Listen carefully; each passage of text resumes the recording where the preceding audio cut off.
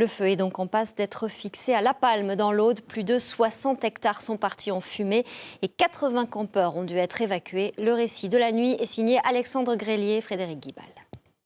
C'est le plus gros incendie de l'été dans l'Aude. Attisé par de violentes rafales de tramontane, le feu s'est rapidement propagé dans la garrigue et l'épinède de ce bout de littoral audois. Les pompiers, déjà mobilisés sur un chantier à l'autre bout du département, ont dû réagir vite. On avait déjà une activité opérationnelle importante sur le département, avec des moyens engagés sur un feu à Tourouzel, qui a fait, je pense, une 70 hectares. Et donc, il a fallu reconstituer des moyens pour venir sur ce chantier. Très vite, à cause de la nuit, les moyens aériens ont dû interrompre la lutte, laissant les 16 groupes d'intervention de feux de forêt déployés mener le combat au sol.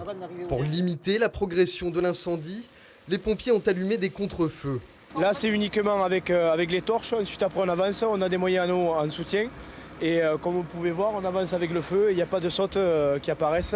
Et comme ça, au moins, on épargne le feu de la Palme. Et le front principal qui va arriver va être réduit par la partie qui va être brûlée à ce niveau. Une tactique efficace. Le village de La Palme, un temps menacé par les flammes, a été épargné.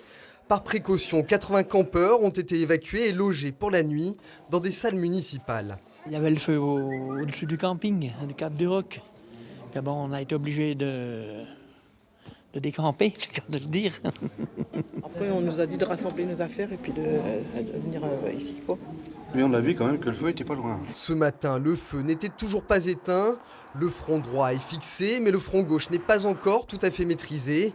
L'incendie pourrait encore brûler une 50aine d'hectares en plus des 700 déjà partis en fumée.